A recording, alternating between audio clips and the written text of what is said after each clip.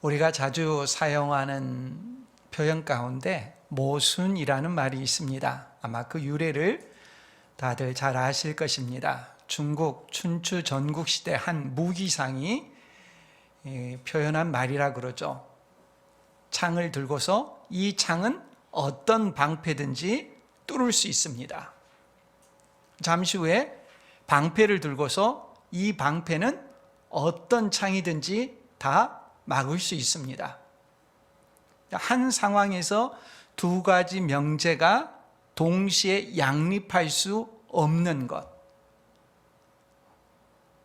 양립 불가한 거죠. 동시에 그 일이 일어날 수 없는 일이죠. 이게 모순이죠. 그런데 이율배반이라는 말도 있습니다.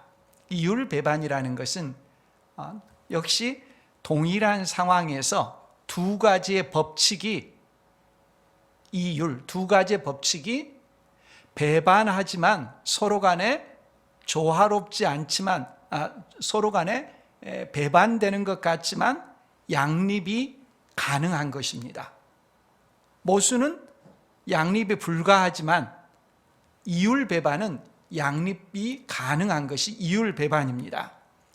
성경에는 이와 같은 이율배반의 내용들이 적지 않습니다. 대표적으로 삼위일체가 그렇죠. 성부와 성자와 성령 하나님, 삼위 하나님이 한 하나님이시다. 또는 예수 그리스도는 신성을 가지셨지만 동시에 인성을 가지고 계신다. 하나님이시면서 사람이시다. 성경은 하나님의 말씀이다. 그런데 사람이 기록했다. 두 가지 명제지만은 이것이 양립이 가능합니다. 왜 이런 표현들이 있느냐? 우리의 차원에서는 두 가지가 양립하는 것을 이해하기 어렵습니다. 그러나 하나님의 차원에서는 이것은 전혀 문제가 되지 않는 것입니다. 우리의 이해 차원으로 낮추려고 하니까 그것을 받아들이기가 어렵죠. 하나님께는 전혀 문제가 되지 않는 것입니다. 성경에는 이런 이율배반으로 생각되는 표현들이 적지 않습니다. 오늘 우리가 다루려고 하는 말씀의 내용이 그렇습니다. 하나님의 주권과 인간의 책임, 또는 하나님의 주권과 인간의 기도의 의무, 두 가지 명제가 동시에 있다는 것이 선뜻 우리에게는 이해가 되지 않습니다. 하나님의 주권, 하나님은 주권자로서 세상을 다스리신다. 전지전능하시고 모르는 것이 없으시다. 미래의 모든 일들을 다 계획하셨다. 이 첫 번째 명제죠. 두 번째는 뭡니까? 사람은 하나님 앞에 나아가 기도함으로써 문제를 해결받고 응답받는다는 것입니다. 이 두 가지가 함께 있을 때 우리는 동시에 이 두 가지의 내용을 이해하는데 어려움을 겪습니다. 하나님은 전지전능하시고 모든 것을 계획하시고 다 알고 계시는데 우리가 기도한다는 것이 어떤 의미가 있는가? 우리의 기도를 통해서 하나님께서 계획을 바꾸신단 말인가? 원래 계획하고 아시는 분이신데 이 두 가지 내용이 서로 상충하는 것처럼 보입니다. 우리가 인식하는 그 차원에서 인식하기 어려운 것이지 하나님의 차원에서는 전혀 그렇지 않다는 것을 알아야 합니다. 신앙에는 우리가 이해하지 못하는 신비들이 곳곳에 많이 있습니다. 이단들의 특징 가운데 하나는 무엇인가 하면 우리가 이해하기 어려운 것들을 자기들은 설명할 수 있다고 주장하는 것입니다. 이 성경을 단순하게 만들어버립니다. 성경은 참 이해하기 어려운 그런 이율배반의 내용들이 나오는데 이단들은 그런 내용들을 간단하고 쉽게 이해할 수 있는 차원으로 정리해버립니다. 사람들이 이해하지 못하던 것들을 이단들이 설명하게 되면 혹하고 넘어가는 이유가 다른 데 있지 않습니다. 우리가 이해하게 만들어주거든요. 자기들의 어떤 설명을 들어보라고 말하는데 그런 식으로 내용들을 단순화시켜 정리합니다. 이단의 특징입니다. 모든 것이 다 설명이 가능하다면 그건 사람이 만들어낸 것이지 하나님의 계시라고 하기 어렵습니다. 하나님의 계시의 말씀은 하나님의 차원의 내용을 우리에게 아무리 알기 쉽게 설명하더라도 어떤 내용은 궁극의 신비여서 그 앞에 우리는 멈춰설 수밖에 없고 찬양할 수밖에 없고 감사할 수밖에 없는 그런 지점이 있습니다. 하나님의 주권과 인간의 책임의 영역도 그렇습니다. 하나님께서 모든 것을 다 하시는데 사람에게 기도하라고 하고 사람에게 의무를 다하라고 할 때 우리는 그것을 조화롭게 해결하기 어렵습니다. 다만 우리는 믿음으로 우리에게 주어지는 그 삶의 자리에서 최선을 다할 뿐인 것입니다. 오늘 말씀은 출애굽기의 배경과 관련된 내용입니다. 먼저 출애굽기 1, 2장에서는 이스라엘 백성들이 애굽에서 종살이하고 신음하며 고통하는 장면이 나옵니다. 3장 이하에서는 하나님께서 모세를 시내산에서 부르셔서 그를 통해서 이스라엘 백성을 출애굽시키는 내용이 나옵니다. 바로 이 두 가지 내용의 다리를 이어주는 내용이 오늘 본문 내용입니다. 이스라엘 백성이 애굽에서 종살이하고 있었는데 그들이 어떻게 해서 출애굽하게 되었느냐, 그 다리를 이어주는 내용, 이스라엘 백성들이 하나님께 부르짖었다는 내용입니다. 대단히 중요한 것입니다. 이것이 빠지고 나서 출애굽이 나올 수가 없는 것입니다. 이 연결고리가 되는 말씀을 중심으로 해서 하나님의 주권과 인간의 책임, 인간의 의무에 대해서 우리가 이 이율배반적인 내용을 함께 상고하려고 합니다. 먼저 이스라엘 백성들이 어떻게 해서 애굽에서 살게 되었느냐. 지난주 우리가 창세기 12장 본문을 통해서 아브라함에 대해서 상고했습니다. 지금의 이라크 땅인 갈대아 지역에서 살고 있는 아브라함에게 하나님께서 나타나셔서 그를 부르셨습니다. 그게 약속을 주셨죠. 내가 지시할 땅으로 가라. 땅을 주고 자손을 주고 너를 복이 되게 하겠다.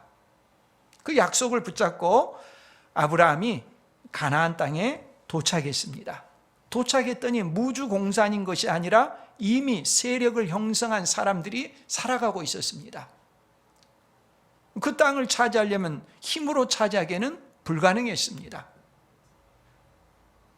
자기는 지금 자식도 없습니다. 너무도 하나님의 약속이 요원해 보이고 사실상 불가능해 보이는 그런 상황이었습니다. 하나님께서는 약속하신 것에 더해서 스스로 언약을 체결하셨습니다. 우리식으로 표현하자면 계약을 체결하신 것이죠.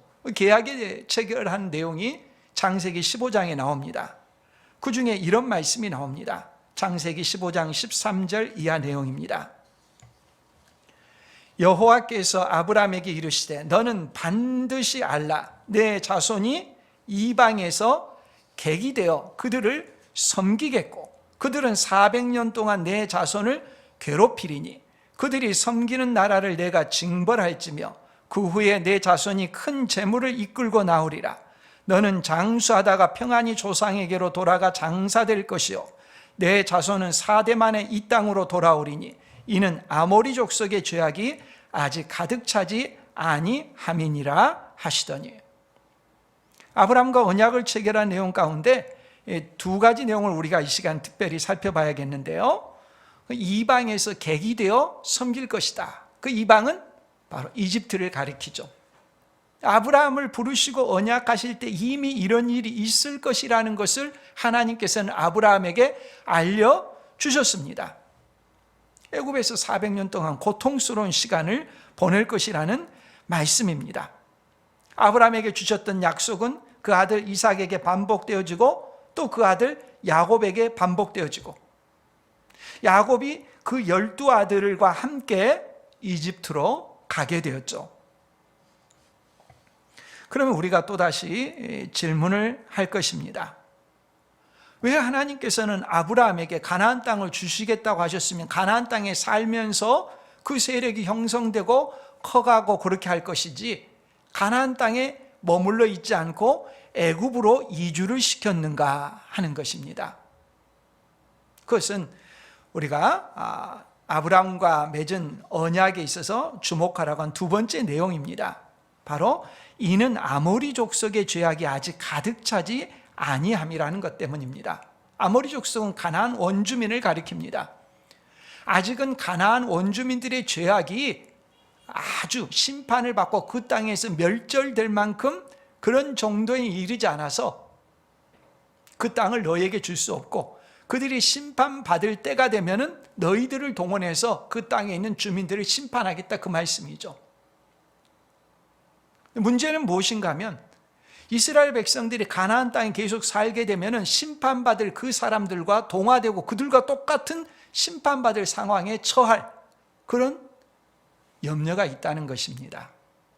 실제로 아브라함 때 창세기 19장에 보면은 아브라함의 조카 롯이 살고 있던 소돔과 고모라가 유황불에 심판을 받았습니다. 무엇 때문에? 하나님의 공의의 기준에 볼 때 도저히 그들을 묵과할 수 없는 그런 상황이었기 때문에 공의로우신 하나님이 그들을 심판하셨습니다. 그럼에도 불구하고 아직 가나안 원주민들이 하나님의 심판을 받아 멸망될 정도까지는 아직 이르지 않았습니다. 그런데 그런 이스라엘 백성들의 가나안 원주민들의 죄악이 스멀스멀 이스라엘 백성들에게 들어오고 있었습니다. 어디서 알 수 있느냐? 창세기 37장부터 50장까지는 요셉에 대한 기록을 담고 있는데, 이 요셉에 대한 기록 가운데 딱 한 장, 38장은 야곱의 네 번째 아들인 유다에 대한 내용을 담고 있습니다. 유다는 누구입니까? 하나님께서 그리스도를 보내주시기로 한 그 계보에 속합니다. 유다 지파 자손 중에 다윗이 있고 다윗의 자손으로 그리스도가 오지 않습니까? 유다는 중요한 사람입니다. 근데 유다에게 어떤 일이 일어났는가 하는 것을 대표로 해서 창세기 38장에 기록하고 있습니다. 창세기 38장에 보면 이 유다라는 사람이 가나안 여인과 결혼을 해서 자식을 낳는데 그 자식들이 못된 짓을 해서 하나님의 심판을 받아 두 아들이 죽습니다. 무슨 말입니까? 야곱의 아들들이 급속하게 가나안화되고 있다는 것입니다. 가나안 지역에 그대로 내버려 두면 이들이 가나안 사람과 똑같이 되어 가나안 땅을 차지하기는커녕 오히려 심판의 대상이 되고 말 것이라는 거죠. 이들을 그대로 내버려 둘 수 없습니다. 그래서 야곱의 12아들 가운데 한 사람인 요셉에게 하나님께서 꿈을 주셨습니다. 그 꿈은 자기가 처음에는 알지 못했죠. 형들에 의해서 애굽으로 종으로 팔려가가지고 고생을 하고 13년 동안 고생한 다음에 총리 대신이 되고 나서야 그런 꿈들의 의미, 하나님의 섭리를 깨닫고 알게 됩니다. 애굽과 가나안 땅에 큰 기근이 일었었죠. 큰 기근이 일어서 식량을 구하기 위해서 애굽으로 가게 됐고, 애굽에서 총리 대신이었던 요셉은 왜 하나님께서 자신을 애굽으로 보냈는가 하는 그 섭리를 깨닫고 알았습니다. 바로 이스라엘 백성이 가나안 땅에 동화되지 않고 그들로 하여금 구별된 땅에서 살아가며 자손을 번성케 하며 준비시키는 것이라는 걸 알았습니다. 그래서 가족들을 초청했죠. 야곱은 처음에는 주저했습니다. 왜요? 아브라함, 이삭, 야곱 자신에게 계속해서 내려오는 약속이 있었습니다. 땅에 대한 약속입니다. 그 땅을 떠날 수가 없었습니다. 그런데 하나님께서 그런 야곱에게 나타나셔서 말씀하셨습니다. 창세기 46장 3절 4절 말씀입니다. 야곱이 가족들과 함께 가나안 땅을 떠나 애굽으로 가는 것과 관련해서 하나님이 직접 말씀해 주시는 것입니다. 하나님이 이르시되 나는 하나님이라 내 아버지의 하나님이니 애굽으로 내려가기를 두려워하지 말라. 내가 거기서 너로 큰 민족을 이루게 하리라. 내가 너와 함께 애굽으로 내려가겠고 반드시 너를 인도하여 다시 올라올 것이며 요셉이 그의 손으로 내 눈을 감기리라 하셨더라. 너 애굽으로 내려가는 거 내 뜻이다. 가서 큰 민족을 이루는 것이다. 가나안 땅에 동화되지 않고 그 땅의 습속이 너희 자녀들에게 지금 밀려 들어오고 있는데 하나님께서 심판하실 그 사람들의 습속이 밀려 들어오면 안 되니까 그들을 애굽에 구별된 고센 땅에서 목축하면서 살아가도록, 그 장소를 먼저 요셉을 보내셔서 준비하게 하시고 너희들을 그곳에 가게 하신다는 말씀이죠. 구약과 신약 사이를 중간사라고 하죠. 신구약 중간, 이게 한 400년 정도 되죠. 말라기 이후에 사복음서까지 400년입니다. 창세기와 출애굽기 사이도 약 400년입니다. 이스라엘 백성이 출애굽을 할 때 출애굽기 12장 40절 41절 말씀에 보면 이스라엘 자손이 애굽에 거주한 지 430년이라 430년이 끝나는 그 날에 여호와의 군대가 다 애굽 땅에서 나왔은즉이라고 합니다. 하나님께서 아브라함에게 언약하셨던 대로 그 언약의 내용이 실현되어지는 것이죠. 이스라엘 백성이 애굽에서 400년 동안 살면서 그들의 삶이 어땠을까요? 이스라엘 백성이 가나안 땅에 살고 있는데 그 주시겠다는 가나안 땅에서 계속해서 거주하도록 하지 않고 애굽으로 그들을 이주시킨 이유는 가나안 사람과 동화될 염려가 있어서 그들을 그렇게 했다고 말했습니다. 애굽에서 이스라엘 백성이 400년 동안 살면서 어떤 일이 일어났을까요? 한 사람이 어떤 지역에 살면서 그 자손들이 400년 동안 살게 되면은 자연스럽게 동화되기 마련입니다. 애굽에 이주한 사람들이, 이스라엘 자손들이 점차 애굽의 방식에 익숙해지고 길들여지기 마련입니다. 처음에는 분리되어서 그 민족이 번성하기 위해서 그 자리에 갔는데 애굽에서 살다 보니까 애굽에 길들여진 이스라엘 백성들이 되는 것입니다. 그렇게 애굽에 길들여진 사람들이 400년 전에 조상들이 가나안 땅 하나님께서 주시기로 했다, 그 약속을 붙잡고 쉽게 나올 수 있을까요? 어려울 것입니다. 왜요? 이집트, 애굽은 지금의 이집트가 아닙니다. 지금의 이집트는 후진국이죠. 정말 후진국인지는 제가 정확하게 살펴보지는 않았습니다.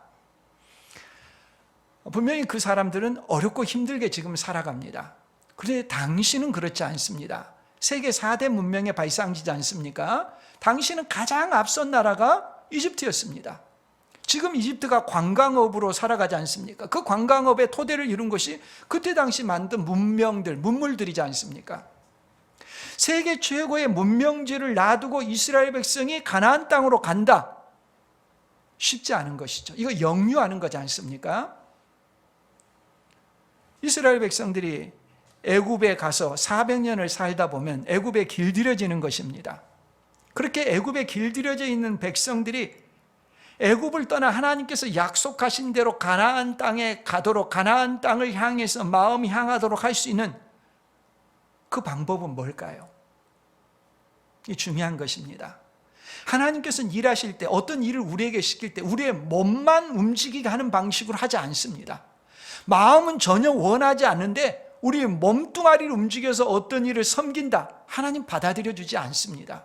그러니까 하나님의 방식이 아닙니다. 하나님은 어떤 일을 할 때 우리의 마음 깊은 곳으로부터서 갈망하게 하십니다. 이게 중요한 하나님의 원리 가운데 하나죠. 이스라엘 백성들이 최고의 문명진 애굽에 살면서 그 애굽에서 떠나기를 갈망하는 마음이 나오도록 하나님께서 역사하셔서 하나님 앞에 그걸 구하게 하십니다.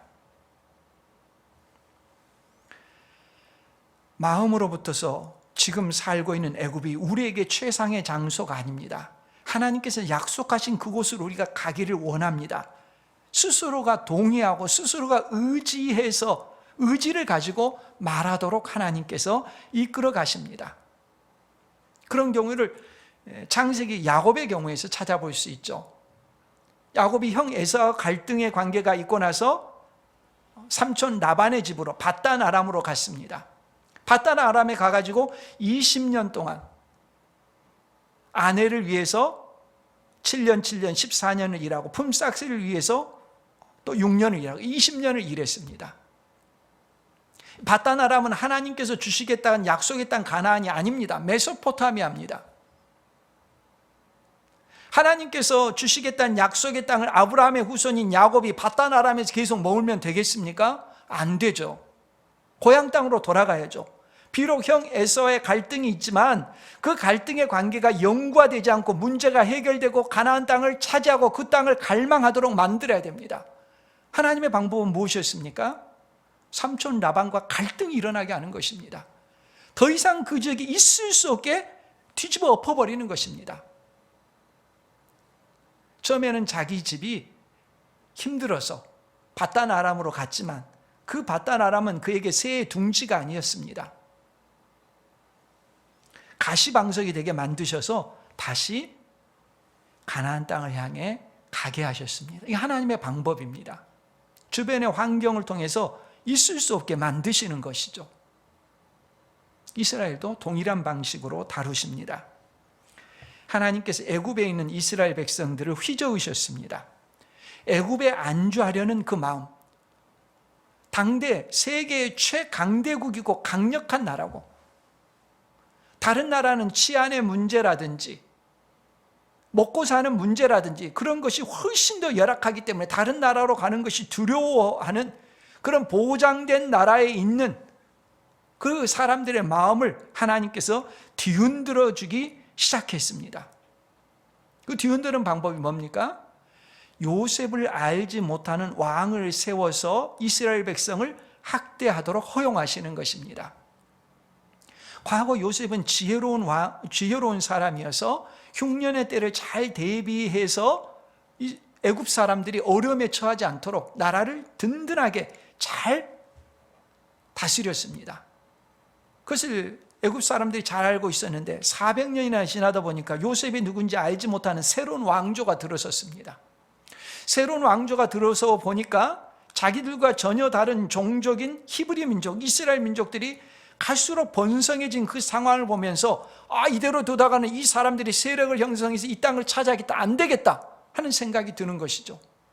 그래서 이스라엘 백성들을 잡아다가 국고성을 쌓는 노동을 시키기 시작했습니다. 자유를 박탈하고 종으로 삼아서 아침 일찍부터 저녁 늦게까지 국고성을 쌓는 이 일에 매진하도록 내어 몰았던 것입니다.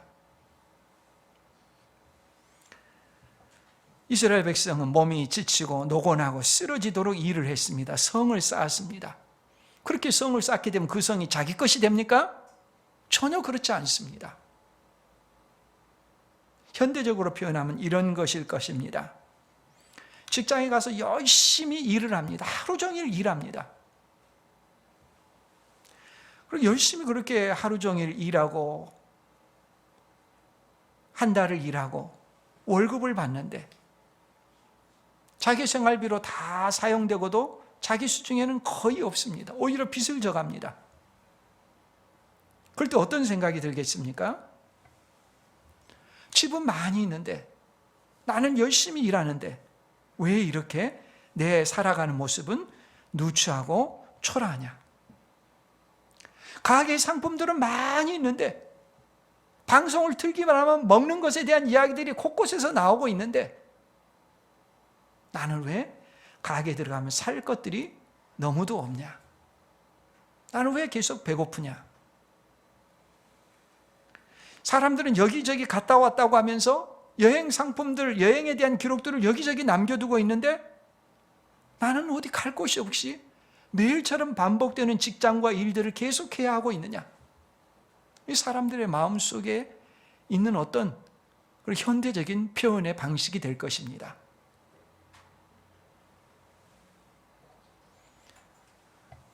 이스라엘 백성들이 그런 모습이었습니다.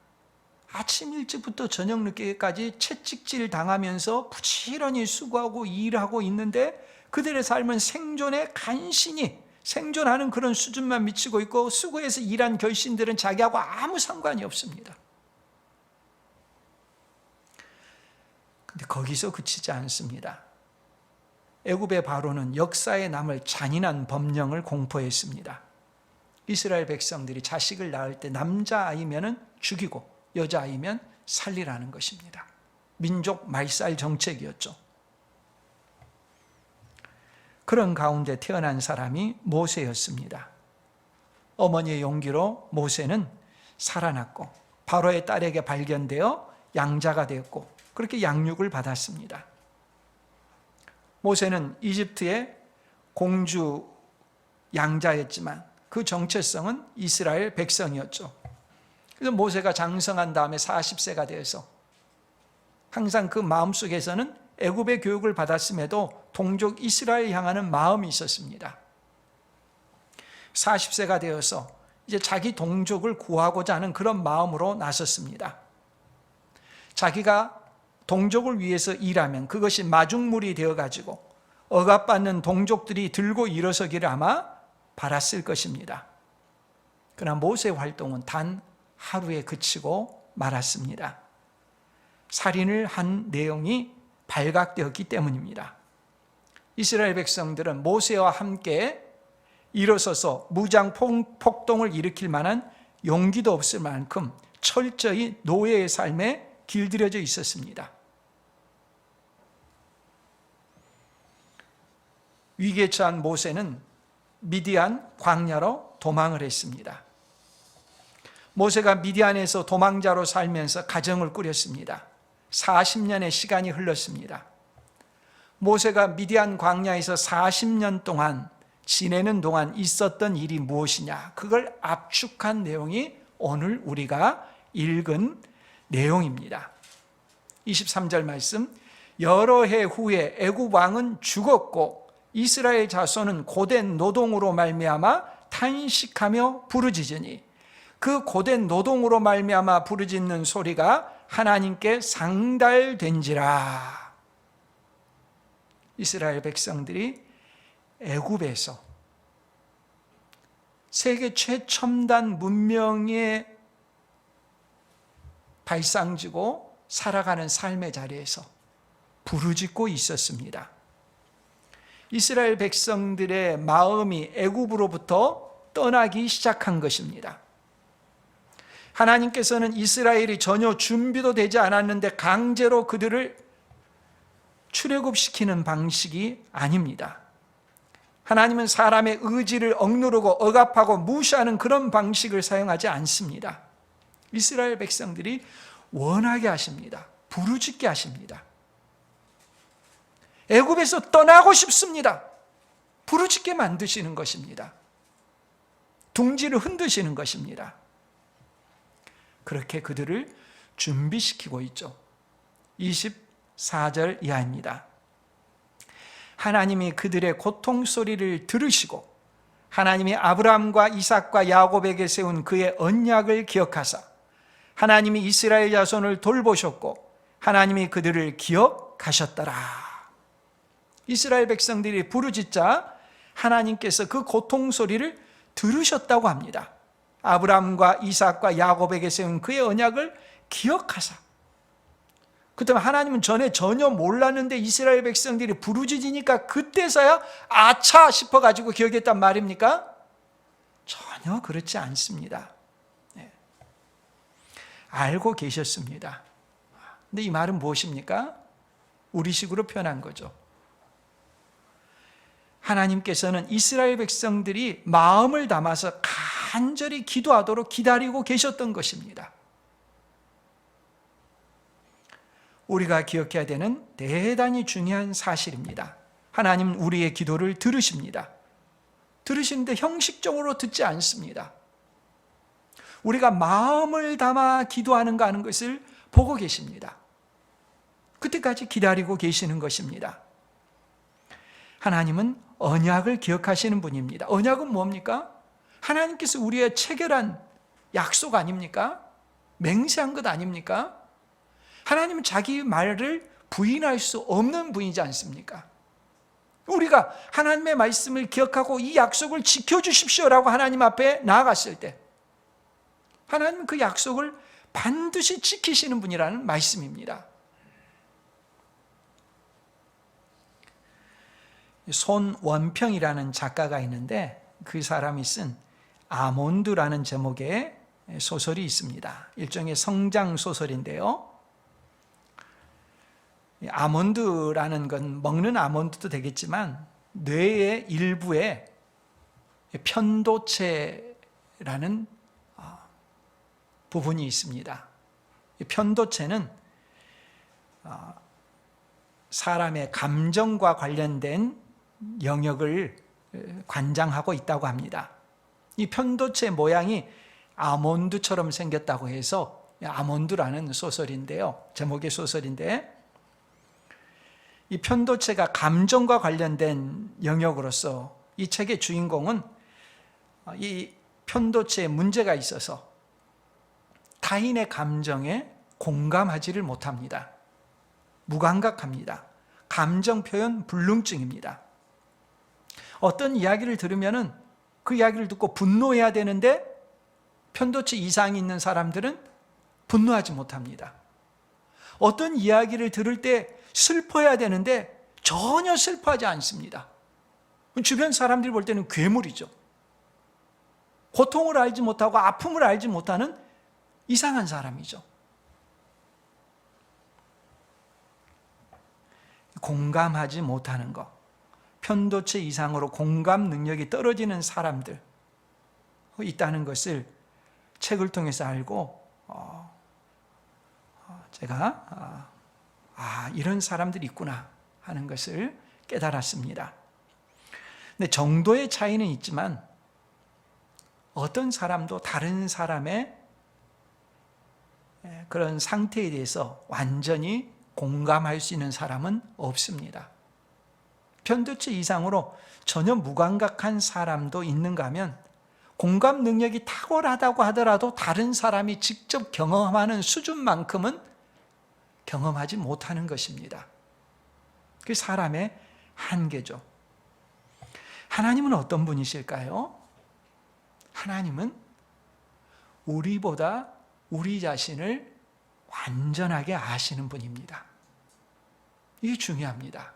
우리가 잘 아는 히브리서 4장 15, 16절 말씀, 우리에게 있는 대제사장은 누굽니까? 예수님이죠. 우리에게 있는 대제사장은 우리의 연약함을 동정하지 못하시리가 아니요 모든 일에 우리와 똑같이 시험을 받으신 이로되 죄는 없으시니라. 그러므로 우리는 긍휼하심을 받고 때를 따라 돕는 은혜를 얻기 위하여 은혜의 보좌 앞에 담대히 나아갈 것이니라. 주님은 우리가 처한 처지와 형편을 완전히 아십니다. 긍휼하신 분입니다. 근데 그 긍휼함이 어떤 마음으로 긍휼을 품느냐? 은혜의 마음으로 품습니다. 은혜의 보좌인 것입니다. 우리가 아파할 때 주님은 정확하게 그렇게 아파하십니다.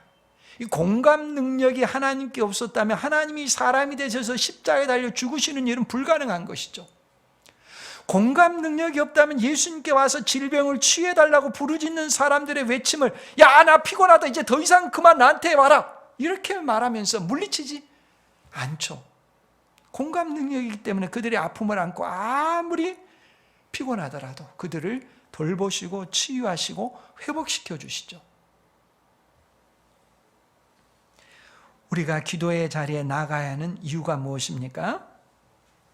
하나님은 전지전능하시니까, 하나님은 주권자시니까, 하나님은 다 계획하신 대로 하시니까, 모든 일 다 하나님의 뜻대로 될 것이야, 그러니까 나는 가만히 있어도 돼, 이렇게 말할 수 있습니까? 아닙니다. 하나님의 뜻은 우리가 당면한 문제를 가지고 하나님 앞에 나아가 부르짖는 것입니다. 이것은 하나님의 주권과 어긋나는 것이 아닙니다. 우리가 이해하는 차원에서 이 두 가지가 어떻게 함께 가느냐? 이율배반으로 보이지만은 이것은 동시에 성립하는 것입니다. 하나님의 뜻은 우리가 부르짖는 것이고 우리가 부르짖는 것에 응답해서 일하십니다.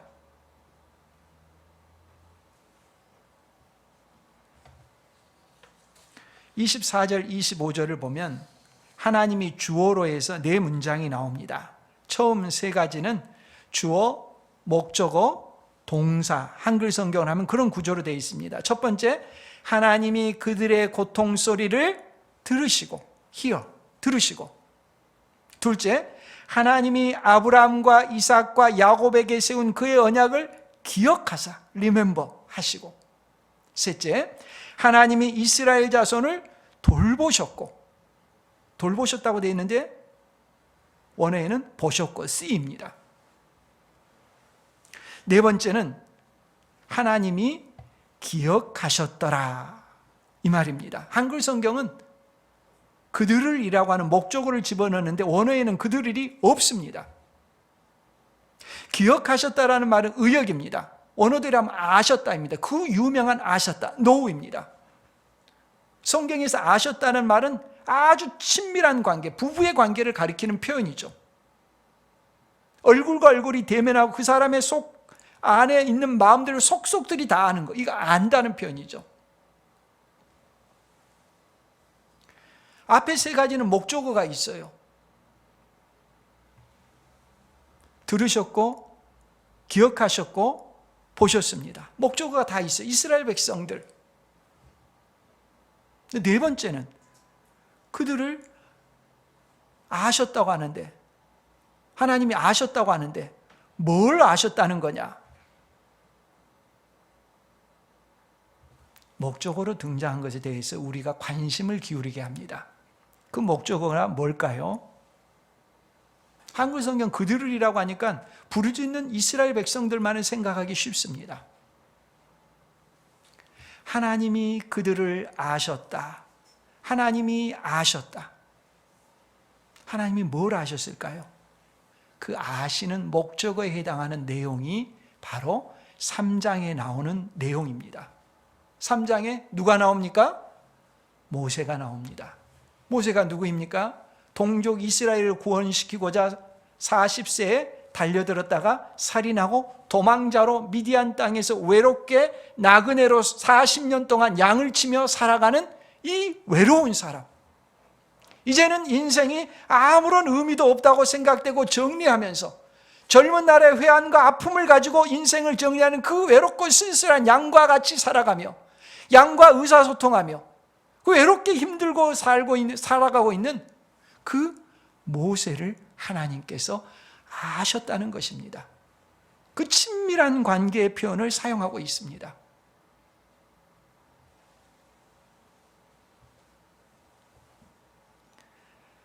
여기서 우리는 주권자이신 하나님의 역사하시는 방법을 배울 수가 있습니다. 하나님께서는 이스라엘 백성들이 애굽의 문명에 빠져들어 하나님께서 약속하신 땅을 잊어버리고 그렇게 살아가고 있는 삶에서 벗어나도록 약속의 땅을 바라보도록 준비하셨습니다. 이미 아브라함에게 그 일이 일어날 것을 언제 일어날지를 말씀하셨습니다. 근데 그 일이 그냥 하나님의 강요에 의해서 억지로 일어나게 하지 않습니다. 이스라엘 백성들이 자원해서 하나님께서 그 좋은 문명을 버리고 이것은 우리가 살 곳이 아닙니다. 나도 모르는 사이 이 문명에 젖어들었습니다. 내가 영구히 거주할 것은 이곳이 아닙니다. 애굽에 대한 환상을 깨뜨리고 버리고 하나님께서 약속하신 그 땅을 향해서 나아가도록 그 마음을 불러일으키십니다. 하나님의 방법입니다. 이스라엘 백성들이 애굽이 좋은데 억지로 강제해가지고 출애굽시키는 것이 아닙니다. 스스로 애굽에 대해서 환멸을 느끼게 하는 것입니다. 바로의 학대를 통해서 부르짖게 하셨습니다. 하나님의 때와 방법이 있는데 이스라엘 백성들의 마음이 아직 준비되지 않고 있는 상황에서 모세가 나섰을 때는 너무 힘듭니다. 바람이 불어서 파도가 일지 않는데 억지로 그냥 거기서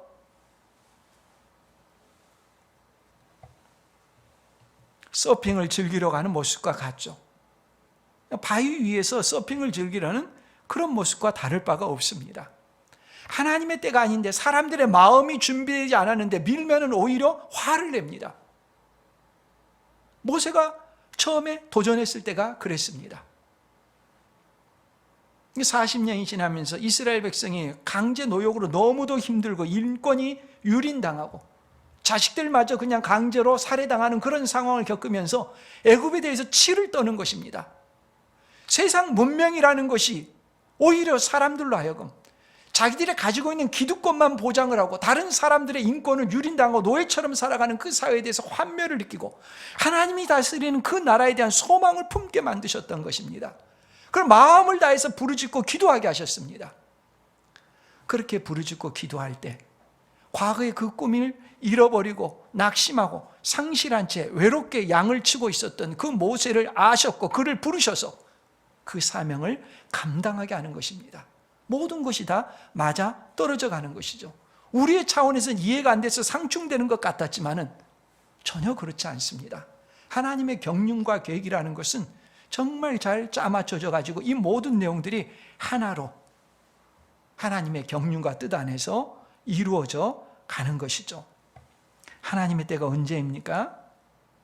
백성들이 마음을 다해서 간절히 부르짖을 때 그 때가 오는 것을 알 수가 있습니다. 원하지도 않는데 강제로 밀어붙이는 방식이 아닙니다. 백성들이 함께 마음을 다해서 기도하게 하시고 그 기도에 응답하시는 방식으로 일하시는 것입니다. 기도하지 않고 과실이 뚝 떨어지기를 바란다는 것은 연못구호죠. 하나님은 전능하시지만 도구를 통해 일하시기를 기뻐하십니다. 다 알고 계시지만 우리로 하여금 요청하게 하시는 것입니다. 백성들이 부르짖게 하시고 응답하시는 방식으로 일하십니다. 진심으로 갈망하게 하시고 그 갈망에 대해서 응답해 주십니다. 하나님의 택하신 백성이라도 종살이 같은 시간을 보낼 수 있습니다. 몸이 종살이 할 때 그 시간이 헛되지 않으려면 영혼이 각성해야 됩니다. 내가 살고 있는 이 상황과 여건이 내가 영원히 거주할 곳이 아니라는 것을 영원히 각성하면서 하나님께서 주실 영원한 나라를 소망해야 됩니다. 이 세상의 삶은 내가 아무리 부유하고 많은 것을 소유하고 있다 할지라도 나는 나그네 인생에 불과하고 하나님께서 내게 주시는 영원한 나라가 있다는 것을 마음에 품고 기도하고 갈망하는 것입니다. 하나님은 자기 백성을 반드시 이런 방식으로 이끌어 가십니다.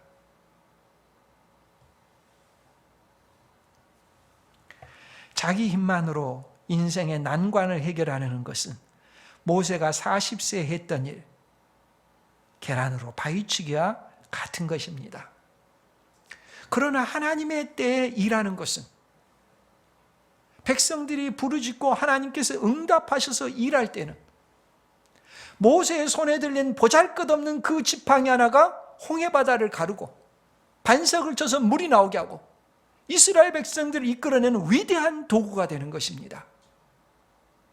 하나님 앞에 기도하고 하나님의 뜻에 우리의 마음을 맞추는 것이 얼마나 중요한가 하는 것을 알 수 있습니다.